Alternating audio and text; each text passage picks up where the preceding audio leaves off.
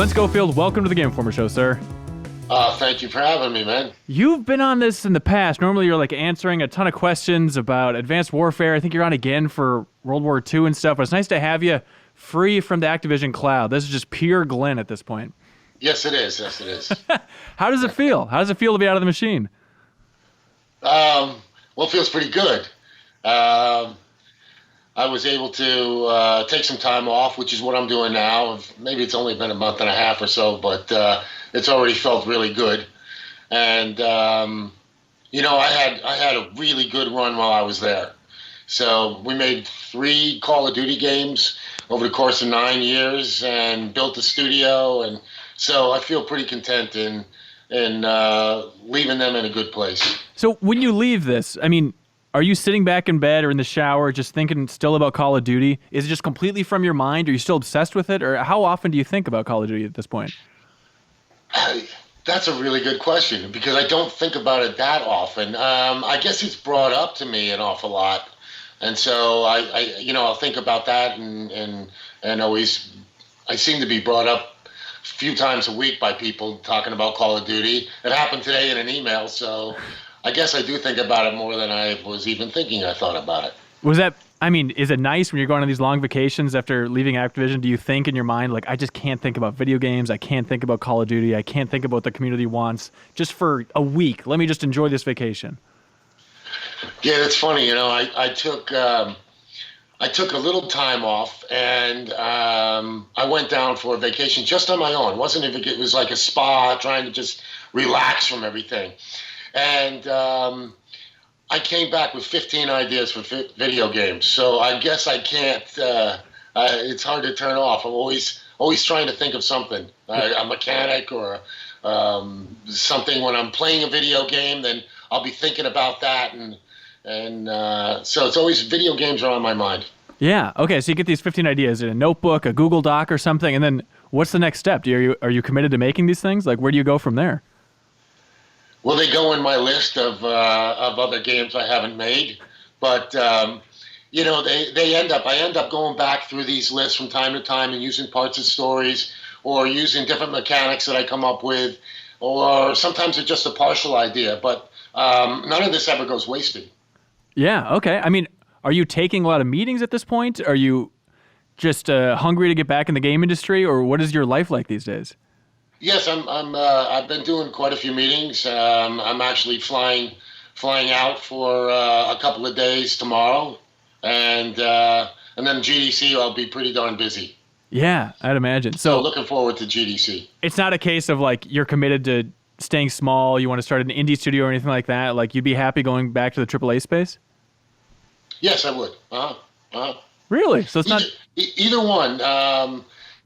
I've been playing a lot of the new games these days, and really enjoying them. And everybody's like, "Well, you're in AAA, you can't do mobile," and I'm like, "My gosh, I've gone from 2D to 3D, from 8-bit to today. It's not to say that you can jump into it, but it's, put some good people around you and you learn about video games. So I'll go into either one. Right now I have ideas for both. Okay, right on. So playing current games today, I'd imagine you can't dodge Apex Legends. Are you playing Apex Legends? Yes, of course I am, man. What do you think? Yeah, I'm not too good at it, let me tell you. I know I'm only a pixel high and I'm getting shot in the head, but no, I'm having a good time. It's a good game, right? They really put it together well, and it looks like a step up from the others. I've enjoyed PUBG an awful lot myself, and we'll still play that from time to time. Yeah, that must have been bizarre to be within Activision during the entire rise of Battle Royale. I mean, were you in a lot of those meetings about like what can we do with Call of Duty and Battle Royales? How can we marry these two together? World War II came out just before, I think it came out with PUBG. Yeah. And so it wasn't really affected, say, by the Fortnite effect. And Fortnite came out right after that, or at least really took off after that. So it didn't affect any of my games, but I know meetings after that were peppered with Fortnite. You just can't dodge it. And I mean, and you were at Activision corporate for a while too. I mean, did you have those types of meetings there of just, all right, let's get out a PowerPoint presentation. Hey, this is the biggest genre in the world. Let's go for it right now. Well, the truth is, I wasn't in. I had a corporate position, but I was working on other stuff for them. Oh, okay, interesting. All right. So I always stayed busy. I always stayed in games. Did a little prototype for them. They didn't go for it, but they should have. Okay, this is an interesting phase. So I think like the public perception is just the idea that you and Condrey went to Activision corporate, at least in our minds, and please correct me every stage that I'm wrong, just to like, hey, let's try and get some new IP rolling within Activision. Was that part of the idea? Is like we want you guys to whip up something good? Yeah, I mean, we actually went our separate ways at that point, Michael and I. Okay. And he was working on something for them, and I was working on some new game ideas. With the overall idea of like Activision could use some new IP right now? I don't know if those words were used. I mean, I know nowadays people are using those like they need one. At the time, it was like, hey, let's see if you can come up with something. And so you just which went, I did. Yeah. So you went to your notebook and combined some ideas and said, here we go, we got one? Yeah. Took some time off, just to get away and design, yes. Oh, what was it? Huh? What was the project then? Oh, I can't talk about that. Okay, I'm guessing it's not a shooter. Well, I can't tell you anything about it. I'm stuck. So I'm probably already saying too much, but No, you're doing all right. Okay. Well, no, look, it's hard to get a great new IP going, and you got to put time and effort and money into these things, and we put time and effort into it and some money, and it just didn't work out. So it's interesting looking back at your Twitter account here in like August and November, you're tweeting about the mystery project saying like, hey, it's really cool. It's exciting stuff. I can't talk about it, but it's awesome. I'm still under the cone of silence. What I'm working on is pretty freaking cool. Is the point of those tweets just because you are so passionate about it? Or is there also like, God, I'd like to make sure this project sees the light of day. And in order to make that happen, maybe I have to connect some community to it. The first reason is because I want to talk about it. Yeah. I've been talking about Call of Duty for years and been able to talk about, whatever. And it seemed like the only thing I could talk about was my art at the time. And so anytime you're working under a project like and look, we work on these many times during the course of your years. You're working on different ideas. They really are under a cone of silence. And you get used to that. It's not the end of the world. It's like, well, it's probably never going to see the light of day, and you can live with it. Yeah, for a guy like me who wants to have them see the light of day, it hurts at times, but I have enough more other ideas that it's okay. Yeah. Is it a one-to-one connection? I'm sure it's complicated, but between the project not making it through the light of day and then you leaving Activision? I mean, there's a little of everything. It was time, after 10 years, and not seeing the project greenlit. It was time. It was time. Yeah, time to go. But on the other hand, I don't want to sound. There's nothing bitter. There's no, everything about my years there were really good, right? I really enjoyed them. So it's. I never thought that you'd leave a place without a gig, right? I never thought about that, but nowadays I see why, right? And it was, I'm fortunate at this point in my career I can and look for the next thing that will allow me to do something really great. So I like the idea of you like gunning for a spa once you get out of there. Is it a more stressful industry than you think the community, the wider internet would appreciate? When you're in it? Yeah. Well, you love hearing from the fans. You love that, right? But there's always a percentage of it that isn't stuff that you love. That can get pretty stressful and hair-raising, and there are times in which you're actually scared. Scared of what? Something happening. You'll get an email, you'll get a text, you'll get something that will, not be right. You're saying death threats from fans? Is that where you're going here? Not necessarily death threats, but enough to make sure that you have good security and you've told enough people. Really? But yeah, Did this happen a couple times at Sledgehammer? it happened. It happened twice with me, and then I know a number of people where it does happen. That's brutal. What do you do? Do you have just staff meetings trying to talk your way through this? Well, the authorities get involved. Yeah. I mean, it's not only on people, on a person and the family, but it's on it's really on the product and things like that. So the company will get involved and make sure that everything is fine with you. Yeah. I mean, it's got to be tough for you guys because you were the faces of so many Call of Duty games at this point. So it's like, all right, you're going to be the lightning rod for people reaching out and just the community. I mean, I can't even imagine what your Twitter feed is like. At a certain point, you just get burned out from fans demanding things from the next Call of Duty game. I don't think burned out is the right. No, I don't think so, because we're taking feedback, right? The problem is sometimes that somebody will say one thing and somebody else will say the exact opposite. I love your shotgun. I hate your shotgun. It's the worst gun I've ever played. And it's at that point you're going to make somebody unhappy.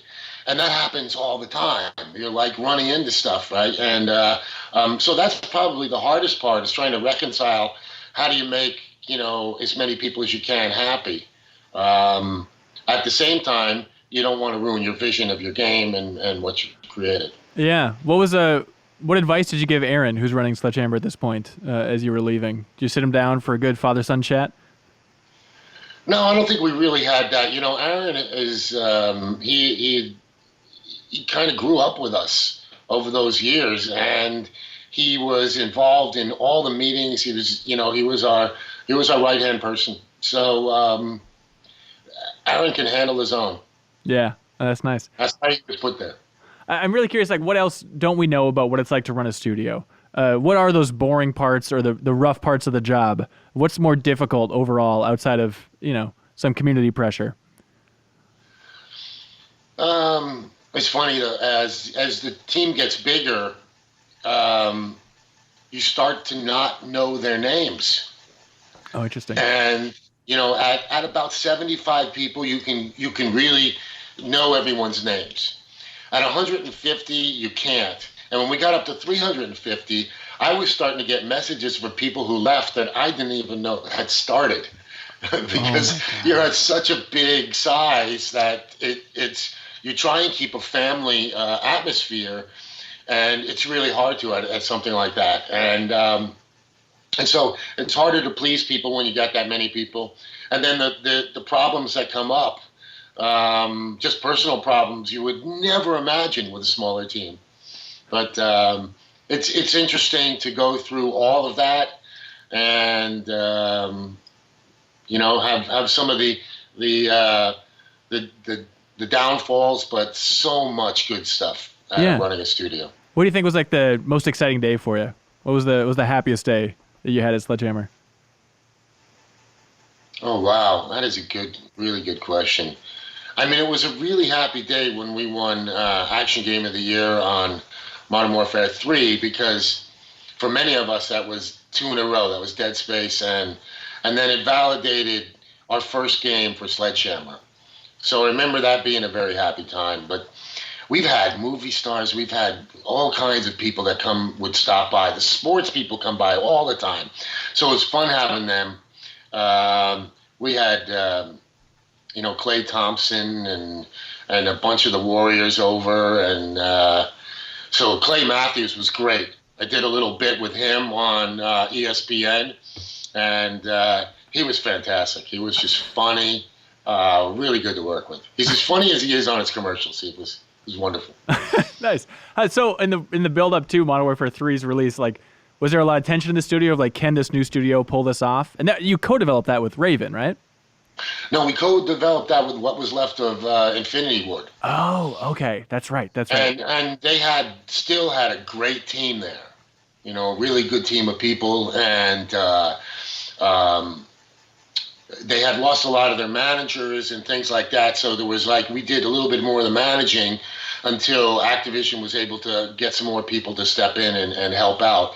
But we pretty much did the single player, and they did a lot of the multiplayer. Although we went back and forth, of course, an awful lot. And I look back on that, and I learned so much from working with them, and I think vice versa, because we had just made a big hit game as well. So I think there was a real mutual respect at the end of making the game. When I see the guys, there's a real, personal hug and a handshake when I see them. You guys are in the trenches together. Does that feel like the most miraculous landing out of any game you're developing? Miraculous landing. Yeah, the fact that we got it done in 2 years was really miraculous. It was a little less than 2 years, and we worked hard. Oh, man, we work hard. I mean, you always do, but that one, we had to learn. We had a new engine to learn. We were hiring people. At the same time, we're doing Call of Duty. Yeah, it was a tough time, but when you're done with it, like you said, you feel like you went through war and you won. So it's a great feeling. Yeah, and then after that, well, I forget, was the game in Cambodia? That was before or after Modern Warfare 3, development-wise? That was before, yeah. No, I guess it was after. That was Black Ops 3, I think, yeah. Oh, Black Ops 3 was going to be? No, Black Ops 3 was... Oh, wasn't that was in Hanoi or Bangkok or something, right? No, but weren't you guys working on the third-person Call of Duty? Oh, that. Yeah. We called that a Fog of War. Yeah, it was in Cambodia. Okay, all right, there we go. And that was before or after? Absolutely right. Yeah. That was 6 months before. We spent about 8 months on it. It was third-person action. It was pretty cool. It still had some of the scary elements because we just done with Dead Space, and you're in the tunnels in Cambodia. And Laos, and the tunnels underground were really scary. So we had some pretty cool scenes there. We had some neat stuff. That would have been pretty cool. Oh, that sucks. And now it's just sitting on a hard drive forever, just lost? Yeah, somewhere, yeah. It's third person. Probably looks like crap right now, but back then we thought it looked really good. Yeah, there must have been like extra feeling of accomplishment then when you get Modern Warfare 3 out the door, because it's like, that was a rush, but then also it's like, I'm sure you guys were just pouring your heart and souls into this other game that doesn't happen, and then it was like, okay, slapdash, we got to work on Modern Warfare 3, and then you pull it off in a miraculous way. Well, I remember when the Activision execs came up to the place, up to Sledgehammer, and said, we'd really like you to make Modern Warfare 3. What do you say when someone asks you that? You're like, yeah, of course. Now, we did put it to a vote. I think we maybe had 40 people then. We put it to a vote, and it came out pretty unanimous that we were going to make Modern Warfare 3. So, and that was the right choice. Oh, just because it was the safer choice, or why do you think it was the right one? Because we got a hit game out. And we all just learned so much, working on that game, because Call of Duty just pushes your quality. No matter what people say about Call of Duty, it's like working for Disney. It's like you gotta do the best, and you gotta be the best. And I think we were on our third person one. We were kind of doing our own thing. We're going like, yeah, we're doing Call of Duty, but we're doing our own thing. But when you get on the big boy, when you gotta get on that thing, you gotta make sure that you're doing your A game. You're bringing it every day. Yeah. And that you're hiring people that bring your A game every day. God, so you were in an interesting spot because you were with Call of Duty when they shifted from the 2-year development to the 3-year development. Yes. And all that stuff. I mean, was that just a lifesaver? Do you think that level of game is even sustainable on a 2-year turnaround? No, it's hard because the third year is really, I should say your first year is really, you're doing DLC. Right.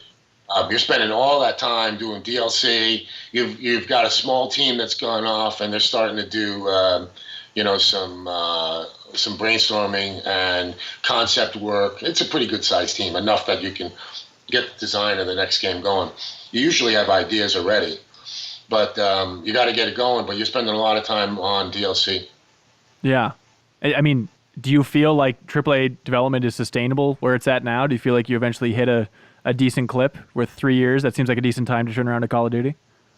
Yes, absolutely. Yeah. Okay. I mean, it's hard. You're rushing, and you're in the end. But we usually hire really good developers. They want to come on and work on Call of Duty, and just in the end, we always seem to turn out something really good. But I would never say it's a struggle, but I would never say it's easy. Okay, but it got slightly less of a struggle towards the end of the studio than the early days. Oh yeah, and the 3 years absolutely helped. Absolutely. Yeah, for sure. I mean, what do you think a lot about just Activision as a company and their path forward these days? Is it pretty divorced in your mind, or do you ever just think about like, God, here's what I would do if I was Bobby Kotick up there? I don't get too involved in thinking about it right now. I mean, now that I've kind of left them behind, and they're part of my resume. I want them to continue to do good. Bobby's become a friend, and I have a lot of friends there. So I want them to do really good. I was disappointed when the layoffs hit, and I had friends who lost their jobs. But I'm hearing something. Is that me? Yeah, it must be you. It sounds good over here. Oh, that's good. But no, I don't think about Activision that much anymore.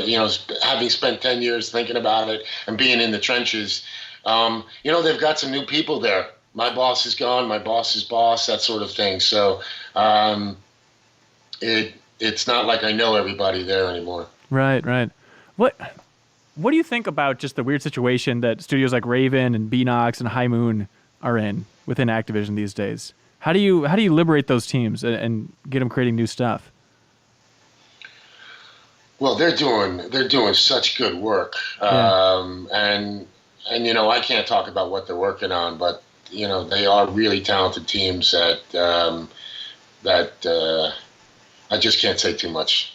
I can't see too much. I've loved working with Raven. I've worked with them for the last 8 or 9 years. So really good studio, and they have their fingers in a lot of pies there. Yeah, it's got to be tough to be a studio like that, though, with your fingers in so many pies and just spread out instead of like, this is our sole vision, this is our IP that we're creating here. Yeah, maybe. But I've never heard them talk about it. They've always just been great partners. So yeah, unsung heroes in the industry for sure. It's crazy. All right. Yeah. Now in your new era of game development, if you could make a sequel to any game that you worked on before, which goes back a hell of a long ways, including crap like Home Improvement and Home Alone 2, Right. Street Fighter the movie. If you could make a sequel to any game, what would you go for? Well, it wouldn't be Street Fighter the movie because Raul Julia's gone, so we'd need him back, right? Right. That's tough. Yeah, of course it would be Dead Space. That would be one I'd love to do a sequel for someday. Like Dead Space 4 or like kind of like a confusing Dead Space 2? No, I wouldn't say that the other twos existed. I helped do a lot of number 2. But I would probably do something that I didn't have to follow some of the lore of the other 2. Just because it got pretty complex over there towards the end? A bit, yeah. I actually thought in the end, like when they introduced all the aliens and everything, I was like, wow, you didn't need to. You got necromorphs, right? Yeah. Why didn't you need anything more?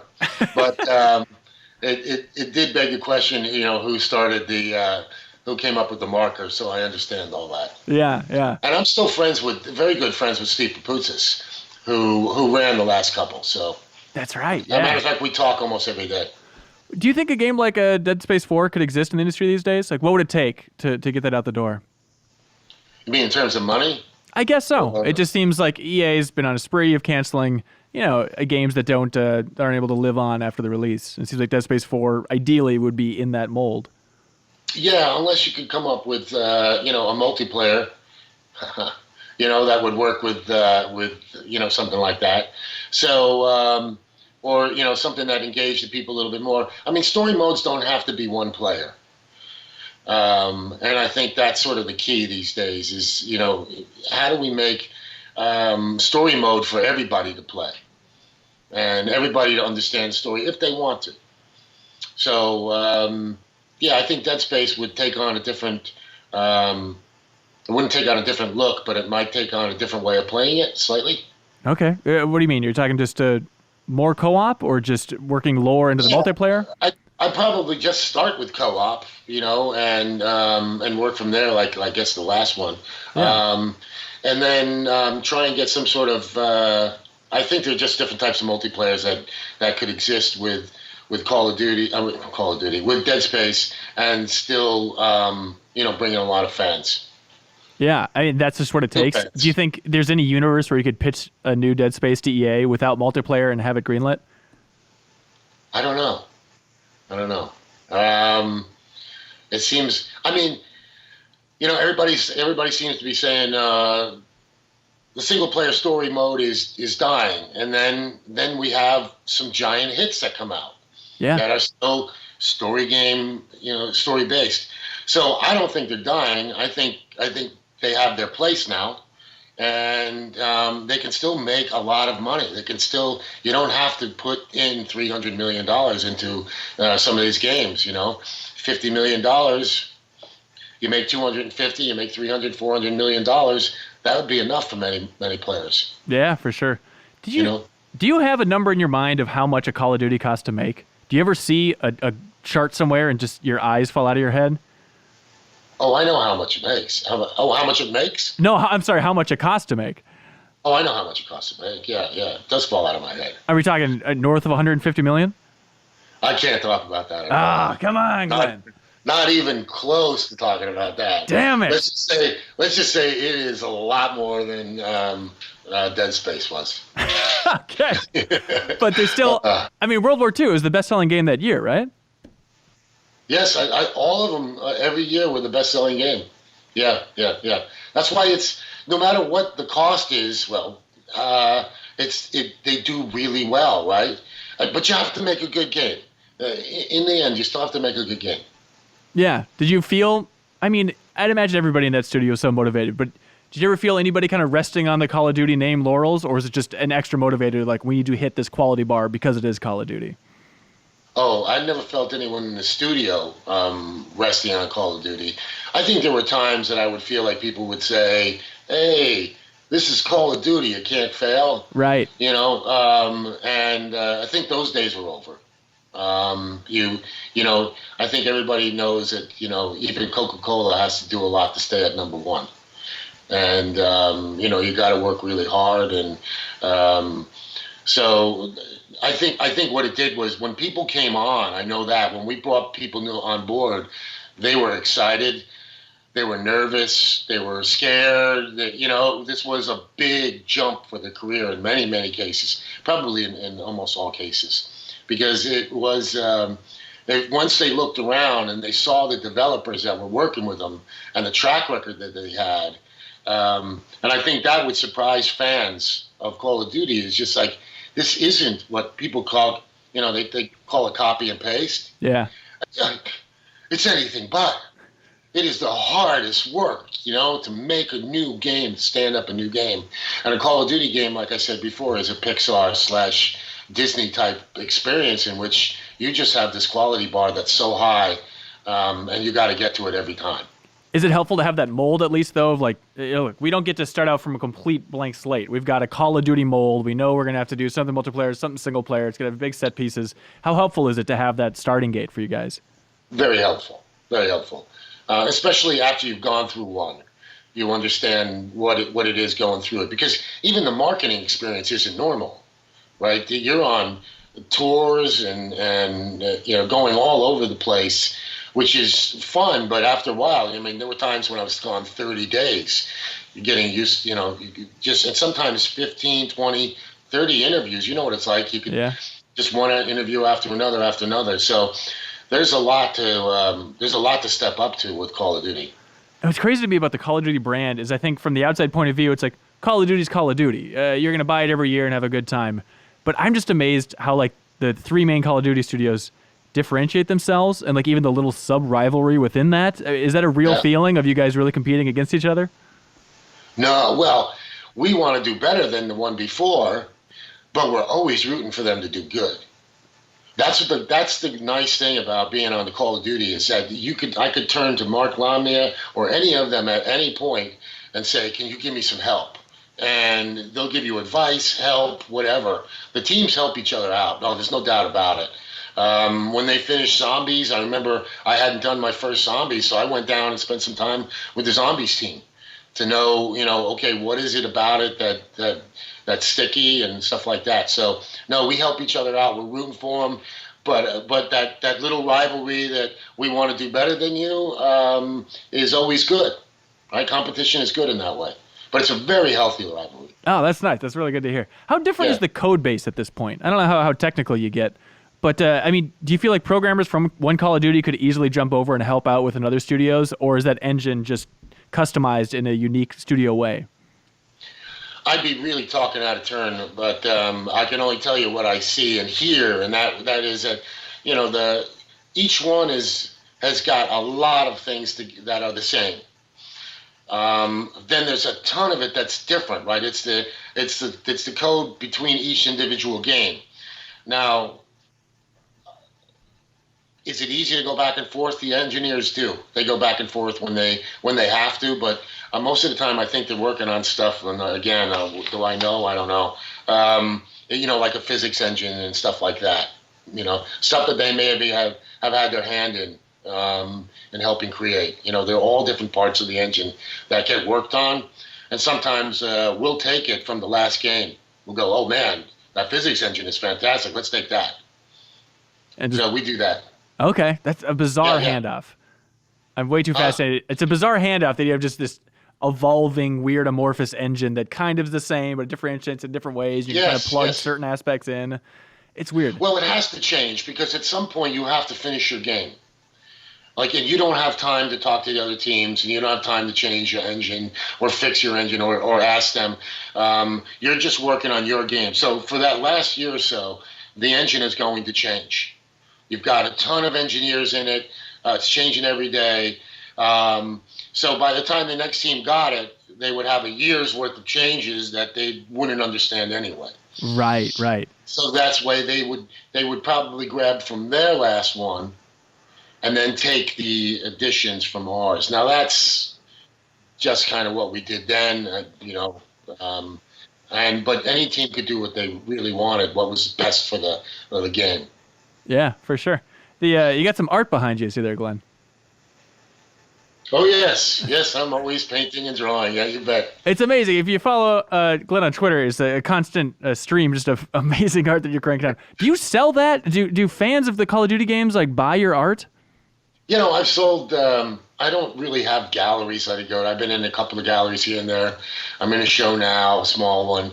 I'll sell my pieces from time to time, but to be a full-time artist takes full-time effort. It really does. I did it before I got into video games. I got into video games from being an illustrator in Manhattan. And I got a job to do 2 covers for Game Boy. And I look at the back of the art on the game. So I'm doing the cover. And then when I get the cover, I look at the art on the back, and I'm like, I can do that. Right? So I naively went into the video game industry thinking that I knew all about, all the restraints that there were on the art at that time, because I think we must have been 1 bit. But my first game was 4 shades of that off gray Barbie Game Girl. And then it only got better from there. So that's how I got into the video game industry, was being an artist. That's wild. And then I was an artist for the first quite a few years. Would you ever want to go back to those days and work on the art in a pretty hands-on way with video games again? Oh, it's so complicated now. I'm a used to guy who's painting. You see my drawings and paintings in the back, so I'm used to doing that. All the 3D stuff, I just barely got into. I couldn't keep up with with them right now. I'm teaching it. I'm not teaching that at school. I'm teaching now at the Art Academy, but I'm teaching in the games industry, the games department. That's interesting. What's that like? Oh, it's really rewarding. Really is. I like going back to colleges and high schools and talking about the game industry, because we're always trying to get more people in. but we just need more diversity as much as possible in the video game industry. So it's good to start young.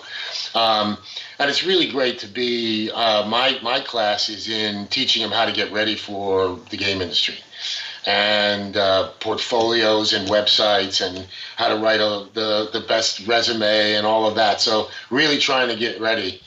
And then I get the shot at the best students. Oh, interesting. For moving on in your career, you mean? You're like, oh, I'm going to remember this kid's name. Oh, yes. Oh, man.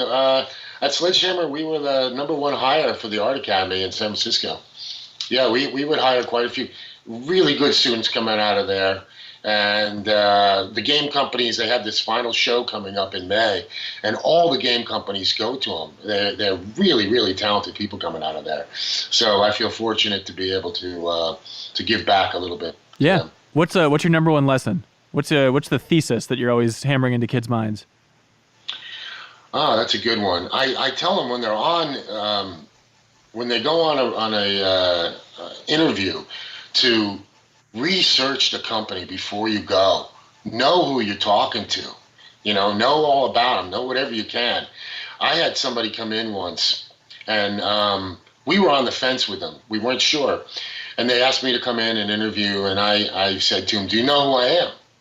And he said, "No, I don't." And I said, "Not that I'm famous, but all you had to do was look up Sledgehammer Games, and my name would pop up." Right. So we didn't hire him based on that. I said, if you're not going to research for yourself, why are you going to research for my company? That's interesting. So I would say research and be polite, be really polite, and show passion. Show that you want to get into the game industry. Yeah. Because we want to give jobs away. We want to give them away. It's fun. That's the most fun part of our job, is giving jobs to people. But we wanted to give it to people who are deserving, and who really want to be there. Yeah. So you have a Rolodex now, though. So in the future, when you get back into the game industry, you can pull from them. Yes. I'm already starting to contact some of them now. Oh, that's nice. All right. So if you got that miraculous $50 million budget for a game of your choice, what would you want to make? Are you sick of shooters? Sci-fi. Sci-fi. Yes. Third person? Something sci-fi. And I like to go dark. So it'd be darker sci-fi. It'd be on the realms of Alien kind of thing, Yeah. Would I delve into horror? Probably a little bit, but I think the shooter part of me would come out as well. But okay.